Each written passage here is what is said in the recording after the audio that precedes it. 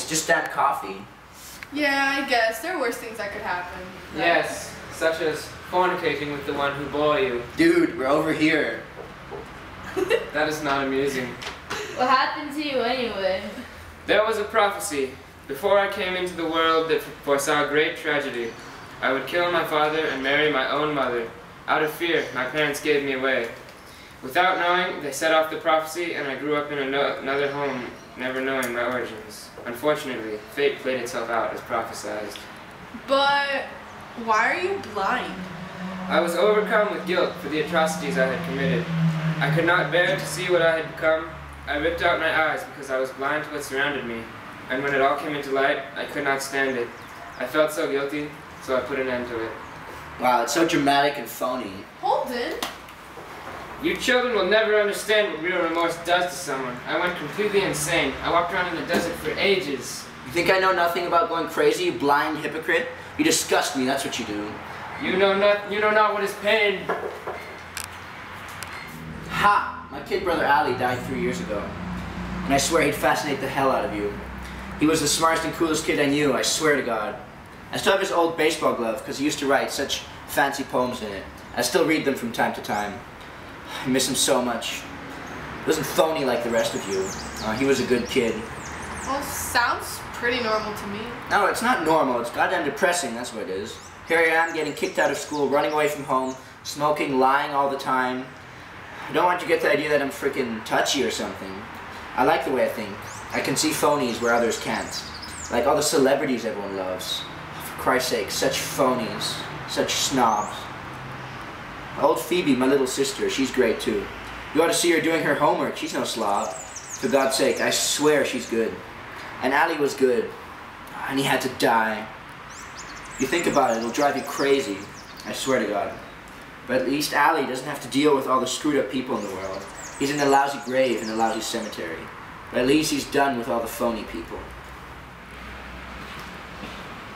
Hey, Malfoy. Warren. So you think that guilt ends with death? Or you'll carry your mistakes to the grave?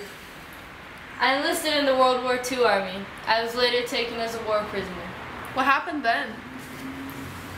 When we were finally able to escape, anger took over, and we burnt down the house where the enemies had kept us. It felt great to get the burning rage out, but then I saw a small shadow inside the house. I ran inside to try to do something, but it was too late. I'd killed an immaculate little girl. Wow. The agony I feel for having done something like that is something I'll never be able to get rid of. It changed the rest of my life. My already complicated relationship with my father only worsened. I never became an engineer, something I dreamed about as a small boy. My days became a mix of grief and numbness. When my dad died, I hadn't spoken to him in years. Margaret, the love of my life, felt like she didn't know me anymore. And when it was my time to go, I discovered I had made even more mistakes than I could have imagined. I was supposed to be in heaven, but instead, I found out I was responsible for the death of a guy who worked at a carnival freak show. Trust me when I say, you'll never get a clean slate again, son. It's not like I need one, you old man. Psh. What are you doing here? Oh, I'm just drinking coffee like everyone else. But what's your story anyway? You've been so quiet. Well, I never knew it before. That Abby wanted me to give Goody Proctor her court sentence. I just made a fair puppet, that's all. And then Goody Osborne had to hang? I gave them evidence against her. I gave the court exactly what it needed. Ugh, just because she mumbled, such a fool. We were such fools, and it was all pretense. What? That makes no sense. All I'm saying is that it's my fault so many people hung in Salem, but I couldn't charge murder on Abigail. She turned on me. Then what would I do? I admit, it was all pretense, all lies. We were the ones in pact with the devil. But once the girls and Abigail and I began, we couldn't just stop. I tried, I swear I tried. When Mr. Danforth asked me to feign by myself, I really tried, but I couldn't. I just couldn't. Whoa, what's going on? Nobody would believe in me. Mr. Proctor knew the truth, but they were turning on him also, and everyone believed in Abigail. When she talked about that bird, it was just easier to turn on him too, you know? Was that so wrong? Oh God. Now God will damn me as a liar. My fate is just as if I had burned. Maybe I should have burned. You foolish muggle, that is nothing. You don't know what true guilt is. I'm too old for this. I have enough to do anyway. Malfoy, don't be so mean to a young girl. It's true. I had to murder my own headmaster for even a glimmer of appreciation from my father. And when I finally approached Dumbledore, I just didn't have the strength to kill him.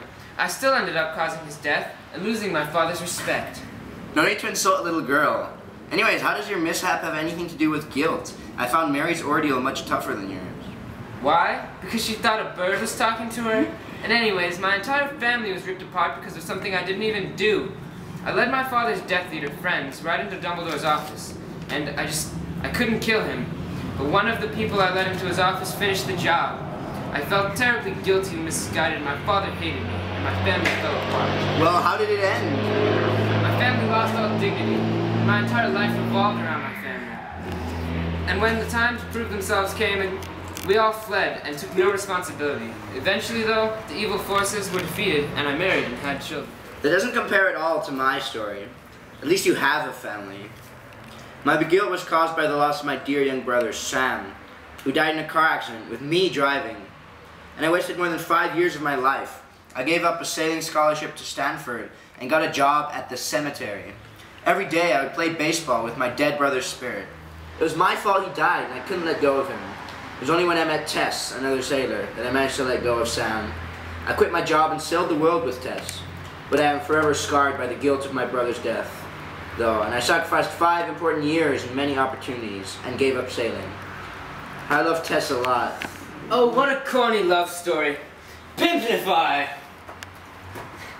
Pimples! Oh no! God. Oh my God. Well, what do you want? Justice!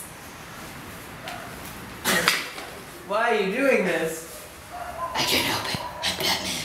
Ever since I saw my parents be killed in front of me in a back alley because I had to leave the theater out of fear of bats, I have become determined to enforce justice out of guilt for my parents' deaths and determination to never let it happen to other people. I have decided to embody my deepest fear, bats. I am Batman. Your small dilemmas make mine seem like monsters. You do not know guilt. You do not understand what it is to want to become king so badly you commit as many atrocities as I did. I killed the current king, and from that went on a downward spiral. It was impossible to live my life without the feeling of that guilt looming over me. I guess we all have a lot to regret then. You have no idea.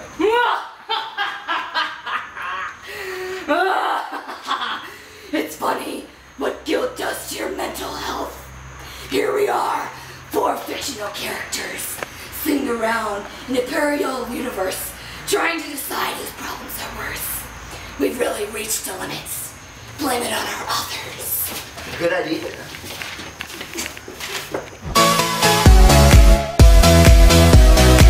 It was my fault he died. Oh my God. What do you want? Justice! I did.